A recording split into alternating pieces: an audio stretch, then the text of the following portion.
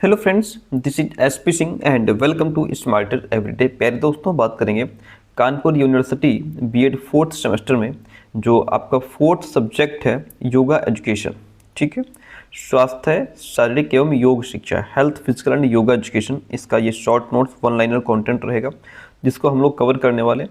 और ये आपका बहुत ही वैल्यूबल, बहुत इंपॉर्टेंट क्लास होने वाली है। पूरा का पूरा पेपर आपको यहीं से मिल जाएगा। बाकी इसके बाद हम लोग क्वेश्चन बैंक भी करेंगे। बाकी बहुत इंपॉर्टेंट क्लास होने वाली है। एक ही चीज़ को हम लोग समझने वाले हैं, प्राणायाम क्या होता है, योग सूत्र क्या होता है, प्राणायाम करने के लिए श्वास अंदर लेना क्या कहलाता है, श्वास को बाहर रोक कर रखना क्या कहलाता है ना, और उज्जाई प्राणायाम क्या होता है, भस्त्रिका, शीतली, शीतकारी, सदंत, भ्रामरी प्राणायाम क्या होता है। ठीक है, और ये आपका नेति, धोती, नौली, ये सब आ जाएगा, कपालभाति, त्राटक, ये सब क्रियाएं, ये सब हम लोग कवर करने वाले इस क्लास में। योगासन के प्रकार आ जाएंगे आपके, बैठ कर किए जाने वाले आसन कौन कौन से होते हैं, यहाँ से खूब भर भर के क्वेश्चन पूछे जाते हैं। पेट केवल किए जाने वाले आसन क्या होते हैं, पीठ केवल किए जाने वाले आसन क्या होते हैं, हाथ केवल किए जाने वाले आसन क्या होते हैं, ये और ताड़ासन क्या है, अर्धकट चक्रासन क्या है, अर्ध चक्रासन क्या है, त्रिकोणासन क्या है, पादहस्तासन, वज्रासन, है ना, पद्मासन, ये सारी पूरी क्लास हम लोग, बहुत वैल्यूबल क्लास होने वाली है। शलभासन, भुजंगासन, धनुरासन, मकरासन, पूरी क्लास बहुत इंपॉर्टेंट होने वाली है। तो जो भी विद्यार्थी क्लास में लास्ट तक बना रहेगा डेफिनेटली बहुत कुछ सीखने वाला है। आइए शुरू करते हैं, देखिएगा। और शुरुआत में थोड़ा बायोलॉजी के टॉपिक्स इसमें डाल दिए हैं इन लोगों ने आपके योगा एजुकेशन के सब्जेक्ट में। तो थोड़ा आपको लगेगा कि ये तो बायोलॉजी टाइप कंटेंट है, लेकिन वो भी आपका वहाँ से भी क्वेश्चन भर भर के, ये जो शॉर्ट नोट्स है ना, बहुत ही शॉर्ट करके हमने बनाया है कि बस जहाँ से क्वेश्चन पूछा जाए वही चीज़ें इसमें इंक्लूड की हैं। चलिए, शिक्षा के 3 प्रधान रूप हैं भैया, कौन कौन से, देखिए। शारीरिक क्रियाओं को नियमित और नियमित करना। शरीर, देखिए नहीं, यहाँ पे क्या लिखा है, शारीरिक शिक्षा नहीं, यहाँ पे लिखा है शरीर की शिक्षा के 3 प्रधान रूप हैं। शारीरिक क्रियाओं को संयमित और नियमित करना, शरीर के सभी अंगों और क्रियाओं का सर्वांगपूर्ण, वैज्ञानिक, प्रणालीबद्ध और सुसमंजस्य विकार करना, तथा यदि शरीर में कोई दोष या विकृति हो तो उसे भी सुधारना। ठीक है, शारीरिक शिक्षा का शिक्षण के द्वारा हम वांछनीय मूल्यों को आंतरिक अनुभवों एवं बाह्य उपलब्धियों दोनों रूपों में बढ़ावा दे सकते हैं। इन मूल्यों की चर्चा निम्न 4 शीर्षकों के अंतर्गत की गई है। आपका सहायक मूल्य आ जाते हैं, ऐसे मूल्य जो प्रत्यक्ष रूप से शारीरिक प्रदर्शनों से संबंधित होते हैं, वो आपके सहायक मूल्य होते हैं। क्वेश्चन पूछ लेगा, ऐसे मूल्य जो दिन प्रतिदिन के लिए उपयोगी है और सामुदायिक रूप से भी मूल्यवान है, उन्हें क्या कहते हैं, वो हमारे आर्थिक मूल्य हो जाएगा। ऐसे मूल्य जो सर्वांगीण व्यक्तित्व के विकास में सहायक होते हैं, वो क्या कहलाते हैं, ऑप्शन में दे देगा, सहायक मूल्य, आर्थिक मूल्य, मानवीय मूल्य, उपरोक्त सभी 4 ऑप्शन हो गए। आप क्या बताएंगे, जो सर्वांगीण व्यक्तित्व के विकास में सहायक होते हैं वो हमारे ह्यूमनिस्टिक वैल्यूज यानी कि मानवीय मूल्य होते हैं। जीवन के पक्षों की गुणवत्ता, ऐसे मूल्य जो जागरूकता एवं प्रतिबद्धता के संबंध में असाधारण अनुभवों से संबंधित होते हैं, उन्हें हम क्वालिटी ऑफ लाइफ एस्पेक्ट्स कहते हैं। देखिएगा, कुछ परिभाषाएं हैं, यहाँ पे परिभाषाएं भी आपसे योगा एजुकेशन में खूब पूछता है, भर भर के पूछता है।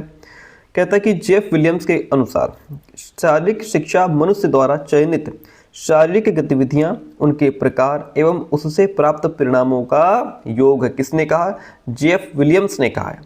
जेबी नैश के अकॉर्डिंग शारीरिक शिक्षा सामान्य शिक्षा का वो क्षेत्र है, शारीरिक शिक्षा जो फिजिकल एजुकेशन है वो जनरल एजुकेशन का वो क्षेत्र है जिसका संबंध शक्तिशाली पेशीय क्रियाओं और उनसे संबंधित प्रतिक्रियाओं से होता है। डी ओबरट्यूफर के अकॉर्डिंग शारीरिक शिक्षा उन अनुभवों का संकलन है जो व्यक्ति को शारीरिक गतियों द्वारा प्राप्त होते हैं। इतनी बात क्लियर है, बहुत बढ़िया। वुक वॉल्टर ने शारीरिक शिक्षा के प्रयोजनों को उनके उद्देश्यों के साथ 4 स्तरों पर निम्न रूप में प्रस्तुत किया है। किसने किया है, बुक वॉल्टर ने। किसके आधार पर, तो उद्देश्यों के साथ। देखिए, प्रयोजनों को, शारीरिक शिक्षा के प्रयोजनों को उनके उद्देश्यों के साथ 4 स्तरों पर विभाजित किया है। कौन कौन से, पहला है आपका दार्शनिक स्तर, जिसमें आ जाते हैं आपके अंतिम उद्देश्य। सामाजिक स्तर, इसमें दूरस्थ समायोजित उद्देश्य आ जाते हैं। स्वास्थ्य, अवकाश के समय का सही सदुपयोग कैसे करें, नैतिक चरित्र, ये सब सामाजिक स्तर में आ जाते हैं। जैविक स्तर, मध्यवर्ती विकास उद्देश्य, जैविक विकास, तंत्रिका पेशीय विकास, व्याख्यात्मक कार्टिकल विकास, भावनात्मक आवेगी विकास, ये सब जैविक स्तर के अंतर्गत आते हैं। शैक्षणिक स्तर, तात्कालिक नियंत्रित उद्देश्य हमारे शैक्षणिक स्तर के अंतर्गत आ जाते हैं। ठीक है, तो ये शारीरिक शिक्षा के प्रयोजनों को, शारीरिक शिक्षा के जो भी प्रयोजन है उनको उनके उद्देश्य के साथ 4 लेवल्स में डिवाइड करने का काम बुक वॉल्टर ने किया। अगला क्वेश्चन देखिएगा।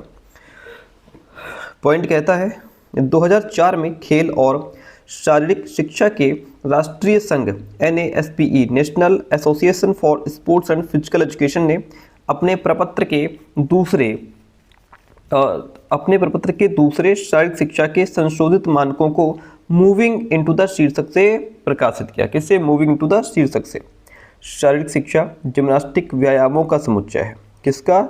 जिम्नास्टिक व्यायामों का समुच्चय है, जिन्हें विशेषतः फिटनेस के विकास हेतु किया जाता है। सामान्य तौर पर जिम्नेजियम या अखाड़ों में विभिन्न उपकरणों के साथ या उनके बिना अभ्यास किए जाने वाले व्यायामों को जिम्नास्टिक कहा जाता है। सामान्यतः जिम्नास्टिक में व्यायामों को 3 रूपों में वर्गीकृत किया जाता है। एक तो आपकी सामान्य नियम जनरल एक्सरसाइज हो गई। इस सामान्य व्यायाम जनरल एक्सरसाइज हो गई। इस श्रेणी के अंतर्गत ऐसे व्यायामों को शामिल किया जाता है जो आधारभूत कौशलों का विकास करते हैं। फिर आपका स्पेसिफिक एक्सरसाइज आ जाती है। इस श्रेणी के अंतर्गत ऐसे व्यायामों को शामिल किया जाता है जो समन्वयनात्मक कौशलों का विकास करते हैं।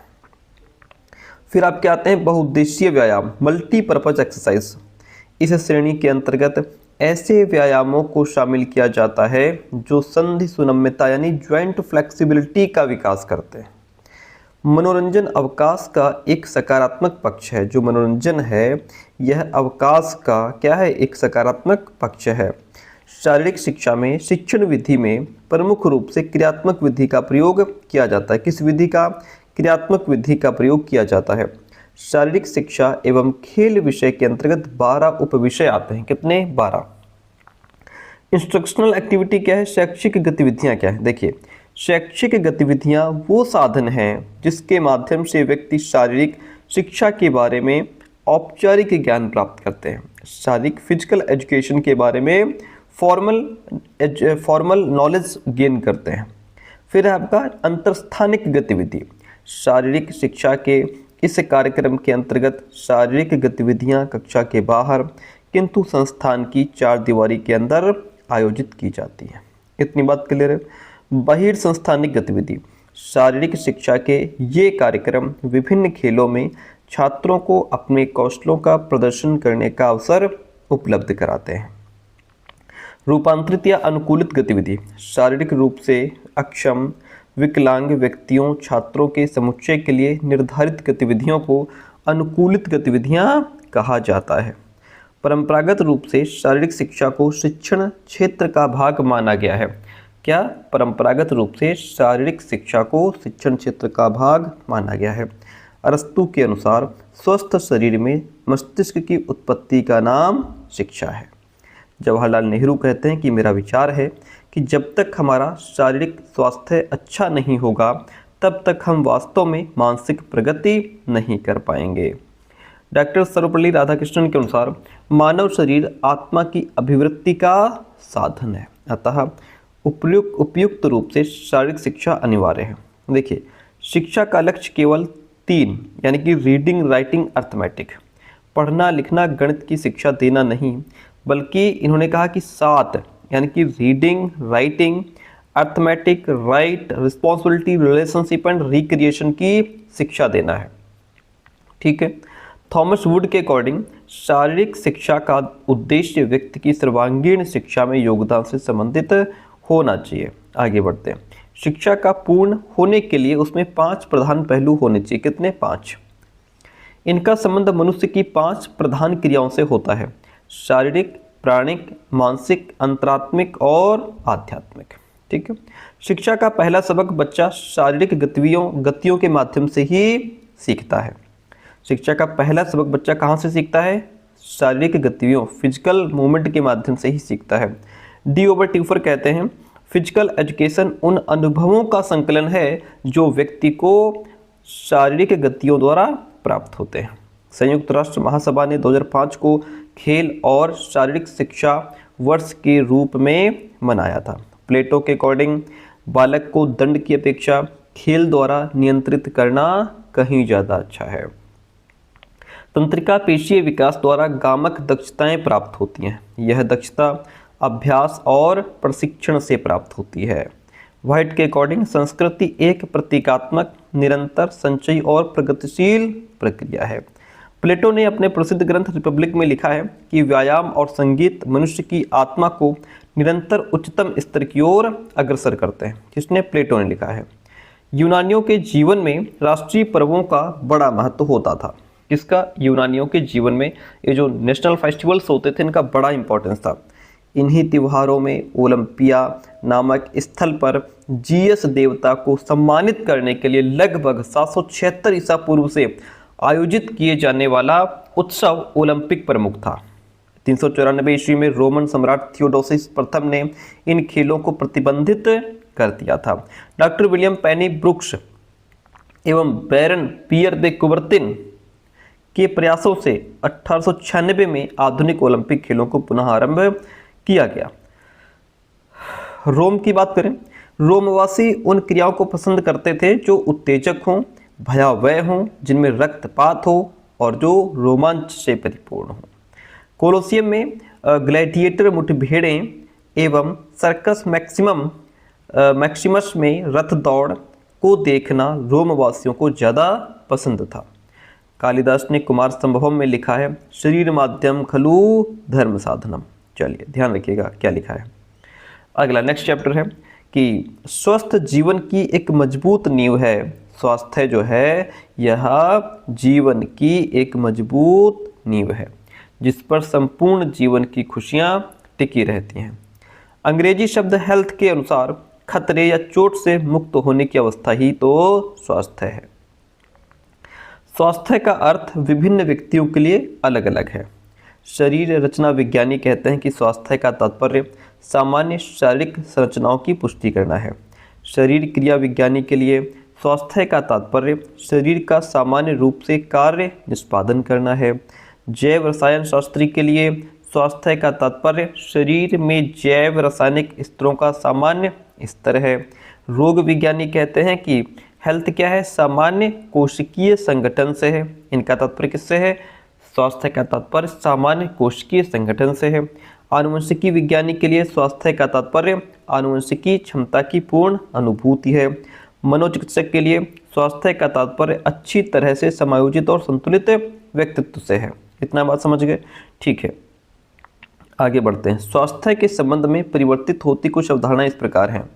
एक तो है पारिस्थितिक संकल्पना, इकोलॉजिकल कॉन्सेप्ट। इस संकल्पना के अंतर्गत मानव एवं पर्यावरण के बीच एक गतिशील संतुलन की परिकल्पना की गई है और रोग को मानव एवं पर्यावरण के बीच उत्पन्न कुसमायोजन का मुख्य कारण भी माना गया है। मनोसामाजिक संकल्पना, इस संकल्पना में स्वास्थ्य को सामाजिक एवं जैविक विषय के रूप में माना गया है। परस्पर सहयोग की संकल्पना, इसके अंतर्गत संपूर्ण संकल्पनाओं का मिश्रण होता है। यह स्वास्थ्य को प्रभावित करने वाले विभिन्न कारकों जैसे कि सामाजिक, सांस्कृतिक, आर्थिक, राजनीतिक एवं पर्यावरणीय कारकों को मान्यता प्रदान करती है। मानव कल्याणकारी संकल्पना, इस विचारधारा का अभिप्राय जीवन की गुणवत्ता में व्यापक रूप से सुधार करना होता है। मरे एवं मार्क्स के अनुसार स्वास्थ्य एक दैविक, सांस्कृतिक, मनोवैज्ञानिक, आर्थिक, आध्यात्मिक गुणों की अवस्था है, न कि केवल बीमारियों की अनुपस्थिति। विश्व स्वास्थ्य संगठन, स्वास्थ्य का अर्थ है न केवल बीमारी या शारीरिक कमजोरी की अनुपस्थिति बल्कि शारीरिक, मानसिक तथा सामाजिक रूप से पूर्णतः स्वस्थ होना। संवेग संपूर्ण मानवीय तंत्र की सशक्ति अनुभूति है। संपूर्ण मानवीय तंत्र की सशक्त अनुभूति क्या है? संवेग। संवेग मानव व्यवहार को प्रेरित करते हैं।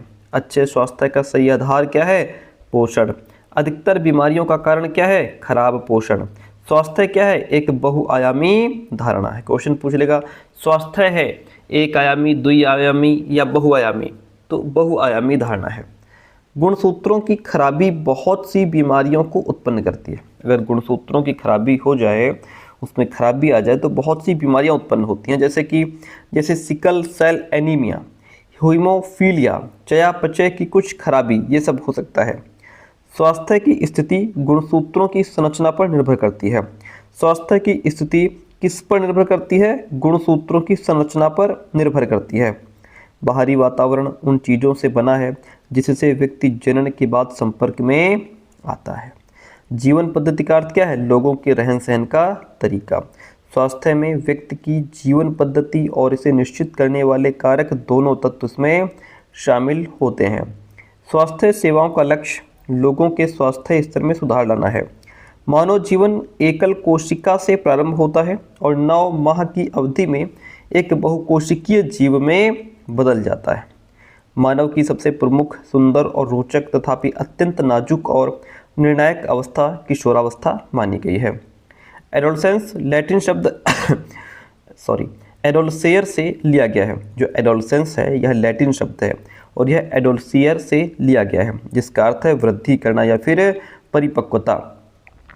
यह बचपन और परिपक्वता के बीच एक संक्रमणकालीन अवधि है। दिव्यांग व्यक्तियों के अधिकारों पर कन्वेंशन यानी CRPD को 13 दिसंबर 2006 को संयुक्त राष्ट्र महासभा द्वारा अपनाया गया था। दिव्यांग व्यक्तियों के अधिकारों पर कन्वेंशन को कब अपनाया गया? 13 दिसंबर 2006 को। जीवद्रव्य एवं कोशिकांग मिलकर एक ऐसी विलक्षण रचना का निर्माण करते हैं जिसे हम कोशिका कहते हैं। कोशिका जीवधारियों की रचनात्मक एवं क्रियात्मक इकाई मानी जाती है। कोशिकाओं का एक ऐसा समूह जो कि रचना में एक जैसा हो और मिलकर एक ही काम करे उसे ऊतक कहते हैं। कंकाल के अध्ययन को अस्थि विज्ञान ऑस्टियोलॉजी कहते हैं। कर्ण अस्थियां ईयर ऑसिकल्स शरीर की सबसे छोटी और पश्चपाद की अस्थि उर्विका फीमर सबसे बड़ी अस्थि होती है। क्वेश्चन पूछ लेगा कि शरीर की सबसे छोटी हड्डी वह है ईयर ऑसिकल्स यानी कि कर्ण अस्थियां, कान की हड्डियां, और पैर की जो हड्डी है फीमर वो सबसे बड़ी है। शरीर का संपूर्ण ढांचा पेशियों से ढका होता है जिन्हें सामूहिक रूप से पेशीय तंत्र कहते हैं। पेशियों के वैज्ञानिक अध्ययन को क्या कहा जाता है? पेशी विज्ञान कहा जाता है। पेशीय ऊतक का उद्भव भ्रूण के मेसोडर्म स्तर से होता है। कहाँ? भ्रूण के मेसोडर्म स्तर से होता है। पेशी ऊतक या पेशियां 3 प्रकार की होती हैं। अरेखित या अनैच्छिक या चिकनी पेशियां, हृदय पेशियां, रेखित या ऐच्छिक या कंकाली पेशियां। ये पेशी ऊतक 3 प्रकार की होती हैं। हृदय पेशियां कशेरुकी प्राणियों के हृदय की मांसल भित्ति में पाई जाती हैं। हृदय में 3 प्रकार की प्रमुख हृदय पेशियां होती हैं। आलिंदीय निलयी पेशियां, विशिष्ट प्रेरणा संवहनीय पेशियां। फिर इसके बाद है मानव व अन्य स्त्रियों के रुधिर परिसंचरण में 3 भाग होते हैं। हृदय, रुधिर तथा रुधिर वाहिनियां। हृदयावरण झिल्ली को हटाने के बाद हृदय दिखाई देता है। हृदयावरण झिल्ली को हटाने के बाद हृदय दिखाई देता है जो चारों तरफ से एक भूरे रंग की दीवार से घिरा रहता है जिसे हृदय भित्ति या फिर हार्ट वाल भी कहा जाता है। हृदय भित्ति निम्न 3 स्तरों की बनी होती है। कौन कौन सी? एपिकार्डियम, मेसोकार्डियम और एंडोकार्डियम। ठीक है, इतनी बात क्लियर है। मनुष्य के हृदय में 2 अलिंद होते हैं जो एक अंतरालिंद पट द्वारा दाएं अलिंद राइट एट्रियम तथा बाएं अलिंद लेफ्ट एट्रियम में डिवाइड होते हैं, विभाजित होते हैं। इनमें दाहिना अलिंद बाएं अलिंद से बड़ा होता है। निलय वेंट्रिकल हृदय के नीचे वाला भाग बड़ा, पेशीय एवं हल्के रंग का होता है। हृदय में 2 निलय होते हैं। देखिए, रुधिर की उत्पत्ति भ्रूण के मेसोडर्म से होती है। रुधिर की उत्पत्ति कहाँ से? भ्रूण के मेसोडर्म से होती है। रुधिर की मात्रा शरीर के कुल भार का लगभग 7 से 8% होती है। एक स्वस्थ मनुष्य के शरीर में 5 से 6 लीटर रुधिर होता है। कितना? एक स्वस्थ व्यक्ति के शरीर में 5 से 6 लीटर रुधिर होता है जो उसके संपूर्ण शरीर के भाग का लगभग 9/13 भाग होता है। स्त्रियों के शरीर में रुधिर की मात्रा लगभग 4 से 5 लीटर होती है। प्लाज्मा रुधिर का लगभग 55 से 60% भाग बनाता है जो शरीर के कुल भार का 5% होता है। प्लाज्मा में जल की मात्रा 90% होती है। शेष 10% में कार्बनिक एवं अकार्बनिक पदार्थ भी होते हैं। प्लाज्मा में लगभग 7% प्रोटीन होता है। रुधिर वाहिनियाँ बंद परिसंचरण तंत्र होने के कारण मनुष्य का रुधिर हमेशा नलिकाओं तथा उनकी शाखाओं में प्रवाहित होता है। इन नलिकाओं को ही रुधिर वाहिनियाँ कहते हैं। रुधिर वाहिनियाँ 3 प्रकार की होती हैं। धमनियाँ, शिराएं और कोशिकाएं, ये रुधिर वाहिनियाँ होती हैं 3 प्रकार की। इसमें वे रुधिर वाहिनियाँ जो रुधिर को हृदय से शरीर के विभिन्न अंगों की ओर ले जाती हैं धमनियाँ कहलाती हैं। शिराएं वे रुधिर वाहिनियाँ जो रुधिर को विभिन्न अंगों से हृदय की ओर वापस लाती हैं शिराएं कहलाती हैं। कोशिकाएं शरीर के विभिन्न अंगों में जाकर धमनियाँ एवं शिराएं अत्यधिक महीन शाखाओं में बट जाती हैं, इन्हें ही कोशिका कहते हैं। मनुष्य का अमाशय कितने भागों का बना होता है? मनुष्य का अमाशय 3 भागों का बना होता है। बायां बड़ा भाग कार्डियक रीजन कहते हैं। दाहिना छोटा भाग पाइलोरिक रीजन। इन दोनों के मध्य का भाग फंडिक भाग कहलाता है। इतनी बात क्लियर है? ठीक है। अगला क्वेश्चन देखिए, मनुष्य की आंत लगभग 7.5 मीटर लंबी होती है। यकृत लीवर हमारे शरीर की सबसे बड़ी लगभग 1.5 किलो भार की पाचक ग्रंथि होती है। यकृत के बाद अग्न्याशय शरीर की दूसरी सबसे बड़ी ग्रंथि है, पैंक्रियाज। प्रशिक्षित खिलाड़ियों में फेफड़ों की श्वसन वायुधारता 5 से 6 लीटर तक होती है, वहीं एक सामान्य वयस्क व्यक्ति में यह 3 से 4 लीटर तक होती है। आगे बढ़ेंगे। प्रति मिनट श्वास की दर को श्वसन दर या श्वसन आवृत्ति कहते हैं। विश्राम अवस्था में हृदय 1 मिनट में लगभग 72 बार धड़कता है और प्रति धड़कन लगभग 70 मिली रुधिर को रुधिर धमनियों में पंप भी करता है। इतनी बात क्लियर है? ठीक है। आगे देखिए, कहता है कि योग शब्द संस्कृत में योग शब्द संस्कृत में युज धातु में धय प्रत्यय लगाने से बनता है। युज का अर्थ संयुक्त होना। युज्यते अनेन इति योगा, अर्थात योग का अर्थ है जो संयुक्त करता है। पाणिनि व्याकरण में योग के 3 अर्थ हैं। किसमें? पाणिनि व्याकरण में। युज समाधौ, समाधि अर्थात चित्त की वृत्तियों का निरोध ही योग है। युजिर योग, योग का जोड़फल। ठीक है। और युज संयमने मतलब नियमन या फिर सामंजस्य। योग का शाब्दिक अर्थ एकाकार है, अर्थात परम शक्ति के साथ एक हो जाना ही योग है। योग की परिभाषा, यहाँ से इतनी दूर से एक क्वेश्चन जरूर पूछेगा, लिख लो। पतंजलि योग दर्शन के अनुसार योगः चित्तवृत्ति निरोधः, आपसे पूछ लेगा कि योगः चित्तवृत्ति निरोधः, यह योग की परिभाषा किसके द्वारा दी गई है? तो यह पतंजलि योग दर्शन के द्वारा दी गई है। फिर आपसे क्वेश्चन पूछेगा, योगः संयोग इत्युक्तः जीवात्म परमात्मने, योग की ये परिभाषा किसके द्वारा दी गई है? विष्णु पुराण के अनुसार ये परिभाषा दी गई है। योग वशिष्ठम ग्रंथानुसार के अनुसार, योग वशिष्ठ ग्रंथानुसार जो योग की परिभाषा है वो क्या है? मनः प्रशमनोपायः योगः इत्यभिधीयते, ये परिभाषा किसने दी? योग वशिष्ठ ग्रंथानुसार के अनुसार ये परिभाषा है।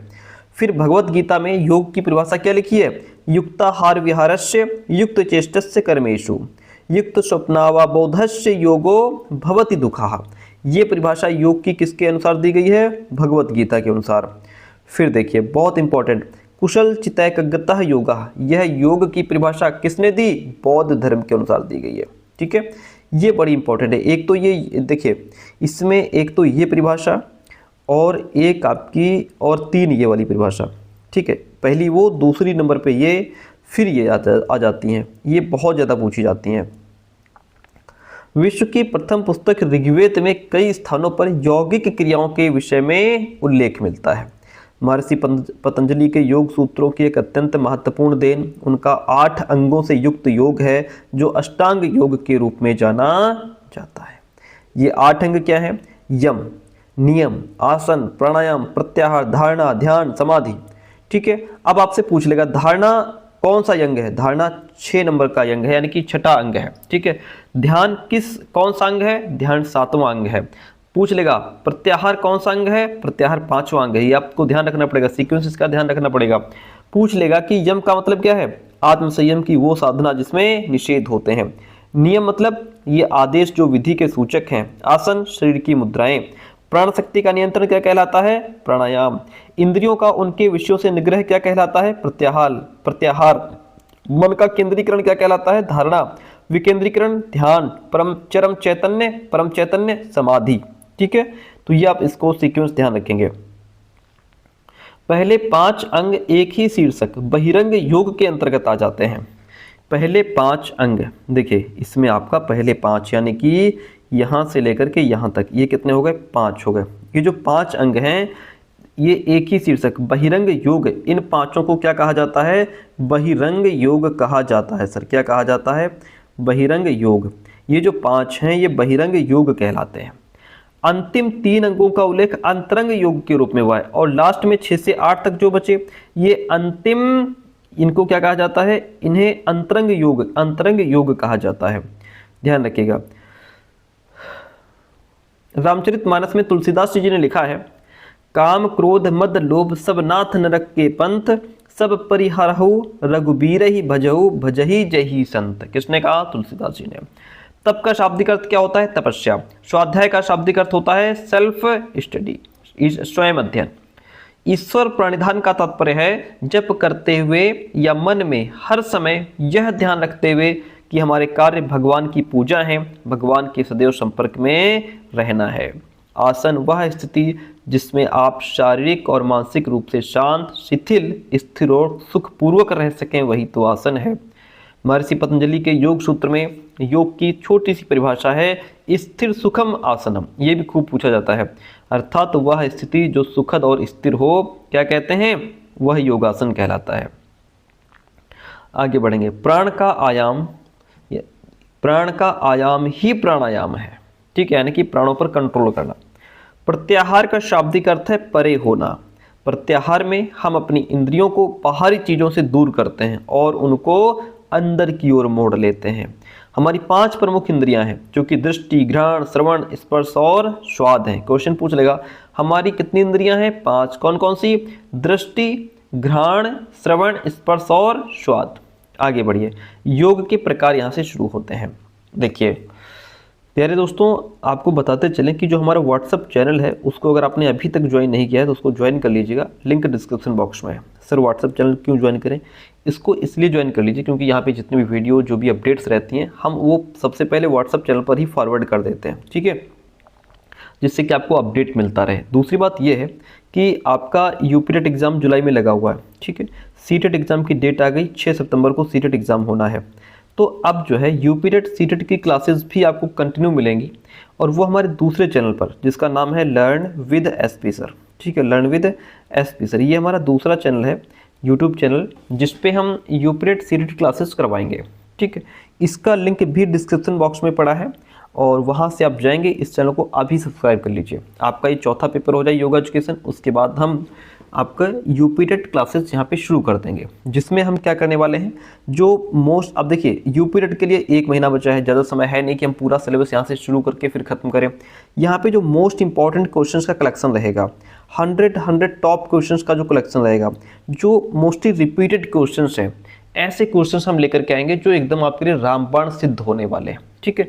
तो वो क्वेश्चंस आपसे मिस ना हो जाए, इसलिए चैनल को अभी सब्सक्राइब कर लीजिए। हम लोग जल्दी यहाँ पे क्लासेस शुरू करेंगे।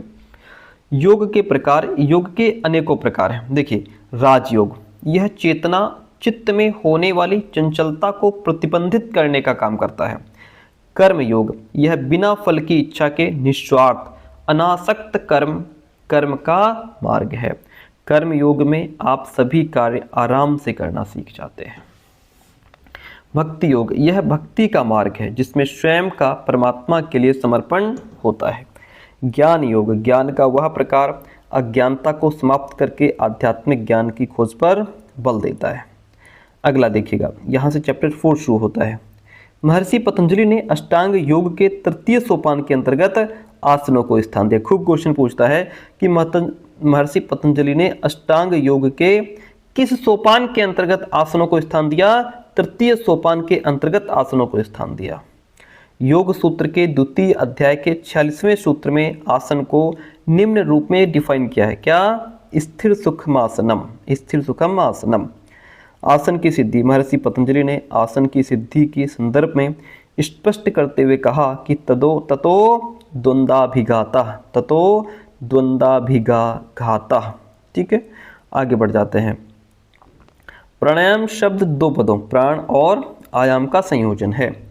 प्राण का अर्थ होता है प्राण शक्ति या जीवनी शक्ति तथा आयाम का अर्थ होता है दीर्घता और विस्तार। इस प्रकार प्राणायाम शब्द का अर्थ प्राण के आयाम का विस्तार या प्रसार होता है। प्राणायाम अष्टांग योग का चौथा अंग है। प्राणायाम का अर्थ है प्राण शक्ति का नियंत्रण, प्रलंबन, दीर्घता, विस्तार और व्यापकता। प्राणायाम करने का सर्वश्रेष्ठ समय प्रातःकाल सुबह सुबह माना जाता है। प्राणायाम भोजन के 4-5 घंटे बाद किया जाना चाहिए। प्राणायाम करने के 15-20 मिनट बाद स्नान करना चाहिए। सूर्य भेदन तथा उज्जयी प्राणायाम शीतकाल में ही करने चाहिए। क्वेश्चन खूब पूछता है, शीतकाल में करने वाले प्राणायाम कौन से हैं? सूर्य भेदन और उज्जयी प्राणायाम, ये कब किए जाते हैं? शीतकाल में। ठीक है, शीतकारी और शीतली प्राणायाम गर्मियों में ही करने चाहिए। भस्त्रिका क्या है? सभी ऋतुओं में किया जा सकता है। कौन सा प्राणायाम सभी ऋतुओं में किया जा सकता है? भस्त्रिका।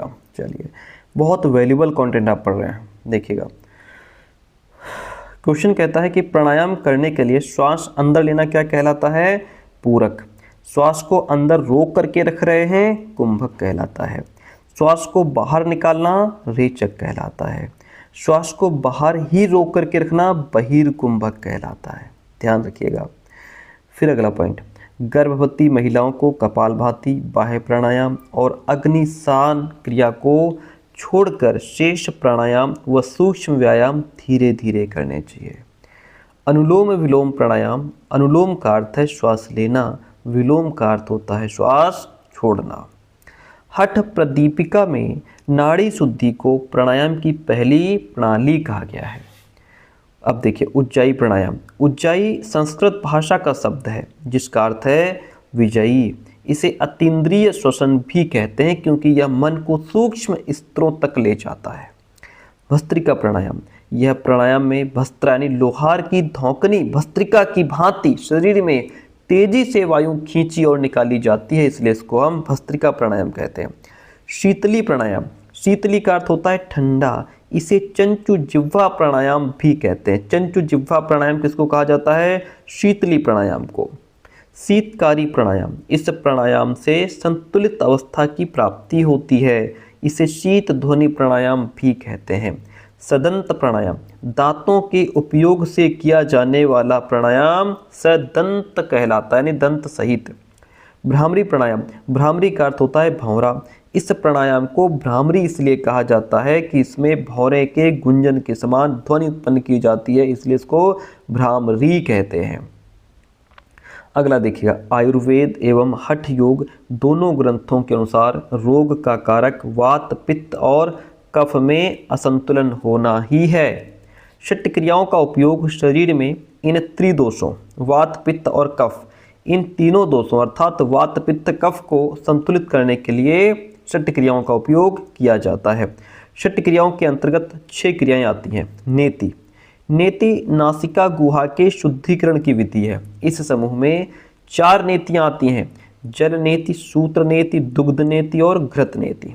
धौति की बात करें, शुद्धिकरण की विधियों की एक श्रृंखला है धौति, जिसमें मुख्यतः 4 अभ्यास आते हैं। शंख प्रक्षालन या वारिसार धौति, हाथों की सफाई। कुंजल यावमन धौति, अमाशय की जल द्वारा सफाई। वातसार धौति, हाथों की वायु द्वारा सफाई। वस्त्र धौति, छाती और पेट की वस्त्र द्वारा सफाई इसमें आ जाती है। नौली की बात करें, नौली का अर्थ होता है नली। यह शरीर की शिराओं, धमनियों एवं कोशिकाओं का परिचायक है। यह अभ्यास संपूर्ण उदर को उत्तेजित, आलोडित, विलोडित करता है। यह उदर के अंगों की मालिश करने और उन्हें मजबूत करने की विधि है सर। बस्ती, यह बड़ी आंत को स्वच्छ और पुष्ट बनाने की विधियों का समूह है। इसमें आपका जल बस्ती, जल द्वारा यौगिक एनिमा, स्थल बस्ती, शुष्क यौगिक एनिमा और मूल शोधन, गुदा की सफाई इसमें शामिल है। कपालभाति, कपाल का अर्थ होता है मस्तिष्क का अग्रभाग तथा भाति का अर्थ होता है प्रकाश या ज्ञान। कपाल का मतलब क्या होता है? मस्तिष्क का अग्रभाग। भाति का अर्थ होता है प्रकाश या ज्ञान। यह मस्तिष्क के अग्रभाग को शुद्ध करने की श्वसन विधि है। त्राटक, त्राटक का अर्थ होता है बिना पलक झपकाए किसी वस्तु को देखना।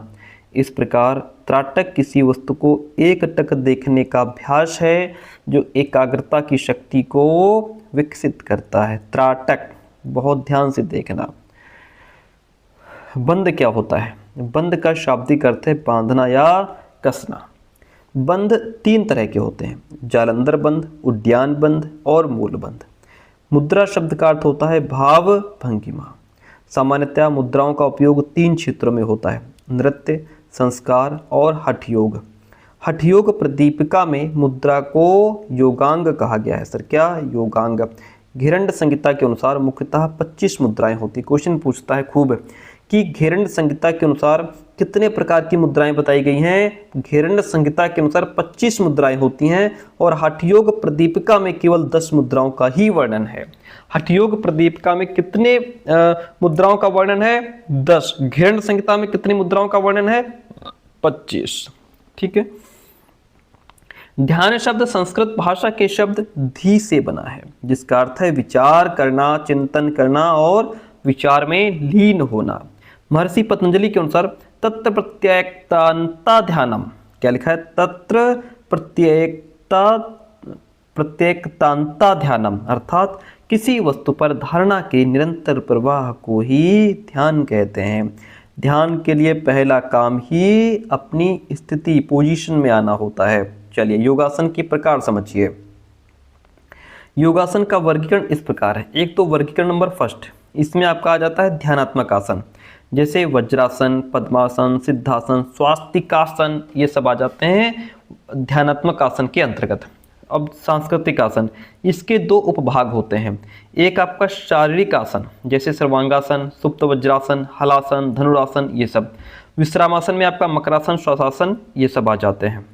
अब जो वर्गीकरण सेकंड है हमारा, जैसे आपका बैठकर किए जाने वाले आसन। बैठकर कौन कौन से आसन किए जा सकते हैं?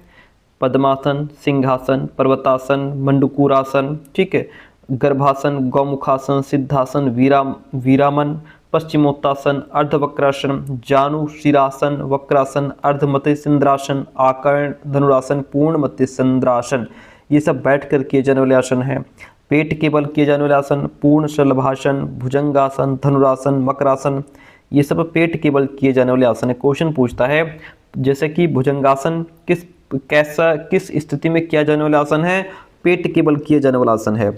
पीठ के बल किए जाने वाला आसन में श्वासासन, विपरीत करणी मुद्रा अथवा विलमोशन, पवन मुक्तासन, सर्वांगसन, मत्स्यायन, हलासन, कटियासन, व्यक्तासन और सुप्त भद्रासन, ये सब पीठ के बल किए जाने वाले आसन होते हैं। हाथ के बल किए जाने वाले आसन में आपका मयूरासन, तोलासन, बकासन और कोणासन आ जाते हैं। घुटने के बल किए जाने वाले आसन वज्रासन, सुप्त वज्रासन और उष्ट्रासन, ये सब घुटने के बल किए जाने वाले आसन होते हैं।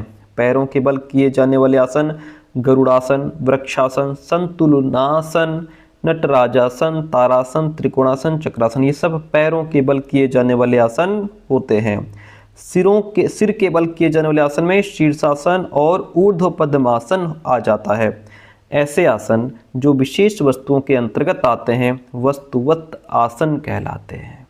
ऐसे आसन जो वनस्पति, वृक्ष और प्रकृति के अन्य तत्वों पर आधारित होते हैं प्रकृति आसन कहलाते हैं। ऐसे आसन जो विशेष अंगों को पुष्ट करने वाले माने जाते हैं अंग मुद्रावत आसन कहलाते हैं। ऐसे आसन जो किसी योगी या भगवान के नाम पर आधारित होते हैं योगी नाम आसन कहलाते हैं। चलिए यहाँ से समझिए, बहुत इंपॉर्टेंट है। ताड़ासन। ताड़ासन क्या है? ताड़ शब्द का अर्थ है पहाड़ या ताड़ का वृक्ष। इस आसन में अंतिम मुद्रा ताड़ के वृक्ष के समान होती है, इसलिए इस आसन को ताड़ासन नाम दिया गया है। यह खड़े होकर किए जाने वाले सभी आसनों का आधार है ताड़ासन। अर्ध कटी चक्रासन। अर्ध शब्द का अर्थ है आधा, कटी शब्द का अर्थ है कमर और चक्र का अर्थ होता है पहिया। आसन की अंतिम स्थिति में शरीर एक अर्ध पहिया की भांति होता है। अर्ध चक्रासन। अर्ध शब्द का अर्थ है आधा और चक्र का अर्थ है पहिया। आसन की अंतिम स्थिति में शरीर एक अर्ध पहिए की भांति होता है। त्रिकोणासन। त्रिकोणासन का अर्थ है तीनों कोणों वाला आसन। इस आसन की अंतिम स्थिति में शरीर की स्थिति एक त्रिकोण की भांति बन जाती है। पाद हस्तासन। पाद का अर्थ है पैर और हस्त का अर्थ है हाथ। इस आसन की अंतिम स्थिति में हथेलियों को पैरों की तरफ नीचे लाया जाता है। वज्रासन, वज्र को देवराज इंद्र का अस्त्र कहा गया है। इस आसन के अभ्यास से वज्र नाड़ी की शक्ति बढ़ती है। वज्र नाड़ी की शक्ति बढ़ती है। वज्र नाड़ी का संबंध प्रजनन एवं मूत्र निष्कासन प्रणाली से होता है। पद्मासन, पद्म का अर्थ है कमल का फूल। कमल का फूल शुद्धता, सममिति और संतुलन का परिचायक है। पद्मासन का अभ्यास इसे करने वाले के मनोशारीरिक तंत्र में इन गुणों का विकास करता है। पश्चिमोत्तानासन, पश्चिम का अर्थ है पीछे या तान का अर्थ है खिंचाव। इस आसन की अंतिम स्थिति में शरीर का पिछला भाग पैर के पंजे से लेकर गर्दन तक में खिंचाव पड़ता है।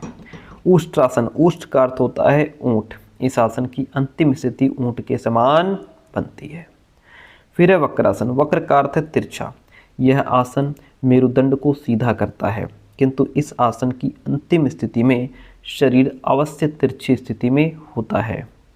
सर्वांगसन, सर्व का मतलब है सभी, अंग का अर्थ है शरीर का हिस्सा और आसन मुद्रा है। यह शरीर के सभी हिस्सों की कार्यप्रणाली को प्रभावित करता है, इसलिए इसे सर्वांगसन कहते हैं। इसमें पूरे शरीर को कंधों पर संतुलित किया जाता है। इसे आसन की रानी भी कहते हैं। चक्रासन, चक्र का अर्थ है पहिया। इस आसन की अंतिम स्थिति में शरीर चक्र के समान दिखाई देता है। हलासन, हल का अर्थ है कृषि में जुताई के लिए प्रयोग किए जाने वाले उपकरण। इस आसन की अंतिम स्थिति में शरीर हल के समान दिखाई देता है। शवासन, शव का अर्थ है मृत शरीर। इस आसन की अंतिम स्थिति में शरीर शव के समान लगता है। फिर है शलभासन, शलभ का अर्थ है टिड्डी। इस आसन की अंतिम स्थिति में शरीर टिड्डी के कीट के समान लगता है। भुजंगासन, भुजंग का अर्थ है कोबरा, सांप। जिस प्रकार सर्प का शरीर लचीला होता है, उसी प्रकार यह आसन शरीर को लचीला और फुर्तीला बना देता है। धनुरासन, धनु का अर्थ होता है धनुष। इस आसन की अंतिम अवस्था में धनुष जैसी आकृति परिलक्षित होती है, अतः इसे धनुरासन कहते हैं। मकरासन, मकर का अर्थ है घड़ियाल या मगरमच्छ। इस आसन में अंतिम स्थिति मगर के समान हो जाती है, इसलिए इसे मकरासन कहा जाता है। सूर्य प्राणी मात्र के जीवन का आधार है। मनीषियों ने सूर्य को जगत की आत्मा कहा है। सूर्यात्मा जगतस्थुस्वच्छ कहा गया है। मत्स्य पुराण में तो ये तक कहा गया है कि आरोग्यम भास्कराधिच्छेद अर्थात सूर्य से निरोगता की कामना और प्रार्थना करें। सूर्य नमस्कार विभिन्न आसन, मुद्रा और प्राणायाम का समन्वय है। सूर्य नमस्कार का एक चक्र 12 स्थितियों से मिलकर के बना होता है। सूर्य नमस्कार के एक पूर्ण चक्र में इन्हीं 12 स्थितियों को क्रम से 2 बार दोहराया जाता है। सूर्य नमस्कार के प्रत्येक चक्र में प्रत्येक स्थिति को ओमकार के उच्चारण, साथ में उचित बीज मंत्र और इस बीज मंत्र के सदृश भगवान सूर्य का नाम भी लिया जाता है। इस प्रकार 12 स्थितियों के लिए 12 मंत्र उच्चारित किए जाते हैं। हठ प्रदीपिका में मानव शरीर में 72,000 नाड़ियों का उल्लेख किया गया है और शिव संहिता में सिर्फ 14 नाड़ियों का ही उल्लेख मिलता है। ठीक है, तो प्यारे दोस्तों, ये थी आज की क्लास। कैसी रही कमेंट करके जरूर बताइएगा। ठीक है, ये नंबर हमारा पेड नोट्स के लिए है और जो हमारा दूसरा चैनल है लर्न विद एसपी सर, उसको अगर आपने अभी तक सब्सक्राइब नहीं किया है तो कर लीजिए, क्योंकि आने वाली यूपी टेट सीटेट क्लासेज आपसे मिस ना हो जाएं, सुपर इंपॉर्टेंट का कलेक्शन मिस ना हो जाए, इसलिए उसको अभी ज्वाइन कर लीजिए। और व्हाट्सअप चैनल को भी ज्वाइन कर लीजिए, लिंक डिस्क्रिप्शन बॉक्स में मिल जाएगा। ठीक है, किसी भी डाउट, किसी भी शंका समस्या समाधान के लिए इस नंबर पर संपर्क करें। Thank you so much.